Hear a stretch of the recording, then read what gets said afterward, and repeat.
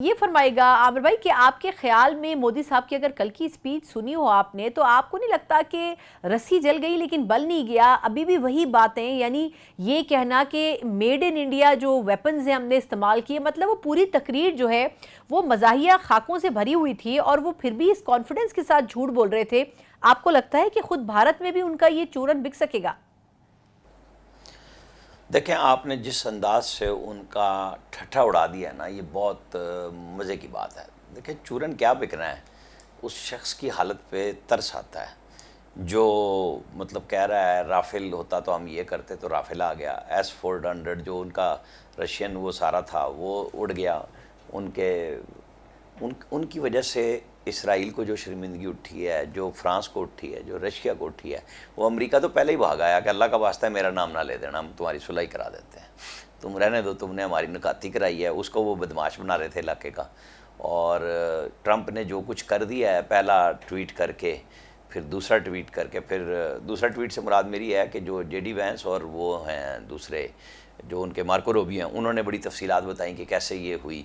फिर कल उन्होंने ट्वीट दाग दिया और उसमें कहा कि जनाब तिजारत भी करेंगे और मैंने दबा दिया इनको, जो ट्रंप का स्टाइल है। तो फिर आज अभी तक मुझे तो कोई भड़क नज़र नहीं आई जवाब में ट्रंप के उस मैसेज के बाद कि मैंने कश्मीर की भी बात की है और मैं कर रहा हूँ कि भाई इसको ठीक करना है और दोनों को तिजारत का कहा है। तो उसको तो नहीं कहा उन्होंने कि गलत बात है, वो उस पर तो तनकीद कर रहे हैं कि नहीं जी ये कोई उस पर इधर उधर से बात ला रहे हैं कि सीज़ फायर इस तरह नहीं हुआ, इस तरह नहीं हुआ।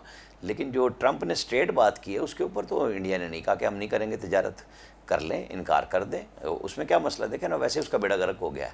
पाकिस्तान ने जो ठुकाई की है ना इनकी, तो उसका नतीजा क्या हुआ है कि टैरिफ पे चाइना के साथ उनके मामला ठीक हो गए हैं, ड्यूटियाँ उनकी कम हो गई हैं। अच्छा, वो जो ऑर्डर लेने के चक्कर में थे कि अब चाइना से खारिज होंगे और ऑर्डर सारे हमें मिल जाएंगे मैन्युफैक्चरिंग के, और जो जो चीज़ें बनानी हैं वो भी ख्वाब हो गया, क्योंकि चाइना के मुकाबले में तो इंडिया कुछ भी नहीं बना रहा कि सस्ता भी दे सके और बेच सके, तो वो भी ख़त्म हो गया। अब चाइना के साथ ट्रंप ने डील कर लिया और वो भी मतलब आपको पता है उसकी मर्ज़ी। हमने तो अपने वाले को यूटन खान नाम दिया हुआ था और उनकी मर्ज़ी है, वो जो मर्ज़ी तो जी दे दें उसकी कि भाई नहीं मुझे ये ठीक लगा कि मैंने चाइना के साथ कर दिया और 90 दिन के लिए सस्पेंड कर दिया ऑर्डर। क्योंकि वो कहते हैं ना कि जिस हाथी का पाँव में सबका पाँव, तो जो माइट इज़ राइट है उसने कह दिया। तो अब ये बोले ना इंडिया ज़रा इस पे इशू पे करे कि, और जो बात जहाँ तक है कि मेड इन इंडिया तो बना लें।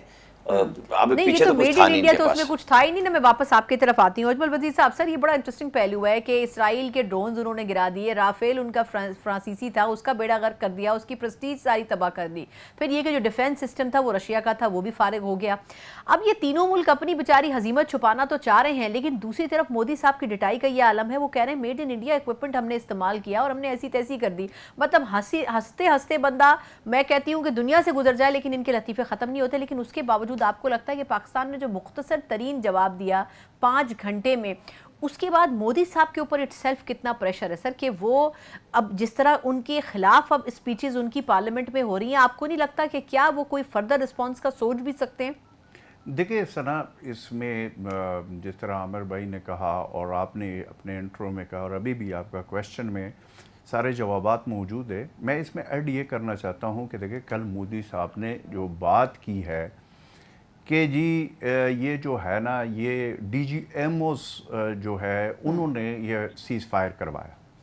तो फिर सवाल ये बनता है कि मोदी आप ये बताएं कि ये जो जंग शुरू किया था ये आपके सूबेदार मेजर के कहने पे आपने शुरू किया था? Question number 1।